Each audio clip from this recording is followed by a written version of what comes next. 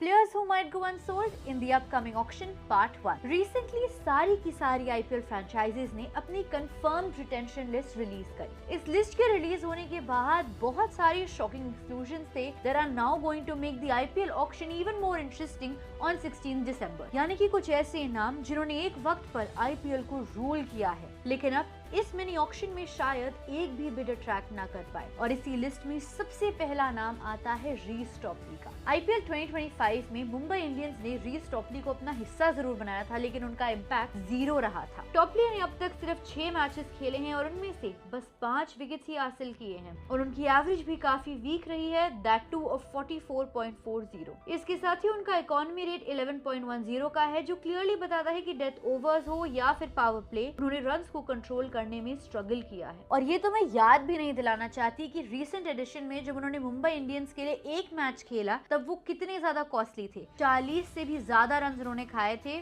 वो भी सिर्फ 3 ओवर में, और विकेट लेस रहे थे वो अलग। फ्रीक्वेंट इंजरीज ने उनकी अवेलेबिलिटी को भी अफेक्ट किया है, जिससे फ्रेंचाइजेस के लिए उन्हें पिक करना काफी ज्यादा रिस्की हो जाता है। हो सकता है कि आने वाले IPL मिनी ऑक्शन में कोई भी टीम रीस टॉपली को पिक ना करे और वो अनसोल्ड जाए। इस लिस्ट में अब दूसरा नाम जो रीस टॉपली को ज्वाइन करता है वो है दीपक हुडा का। ये एक ऐसे खिलाड़ी हैं, अगर आपको याद हो, जो अपने प्राइम पर इंडिया का हिस्सा थे T20I टीम में और बहुत इंपॉर्टेंट पार्ट भी थे, लेकिन पिछले 3 सालों में उनकी फॉर्म में इस तरह का डिप आया, उनकी परफॉर्मेंस इतनी ज्यादा डिक्लाइन हुई है कि अब वो हमें शायद ही IPL में भी दिखाई दे। स्टैट्स के अकॉर्डिंग उन्होंने 26 इनिंग्स में सिर्फ 260 रन बनाए हैं 10.8 की एवरेज और 110.2 के स्ट्राइक रेट के साथ। और सबसे ज्यादा वरिंग स्टैट है 15 single digit score.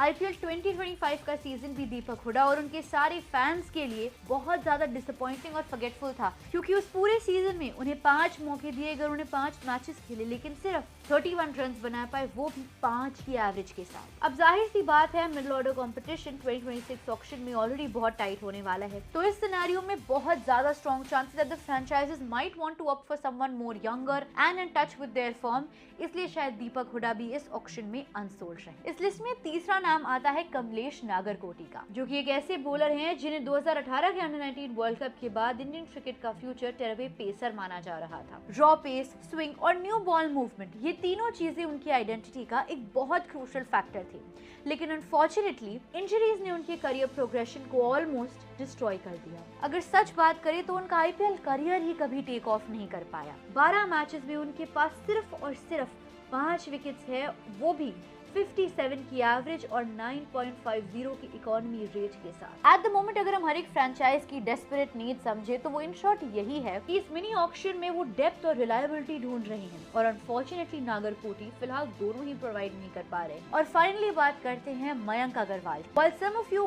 might not agree with this, हो सकता है कि शायद आने वाले ऑक्शन में ये भी अनसोल्ड जाए।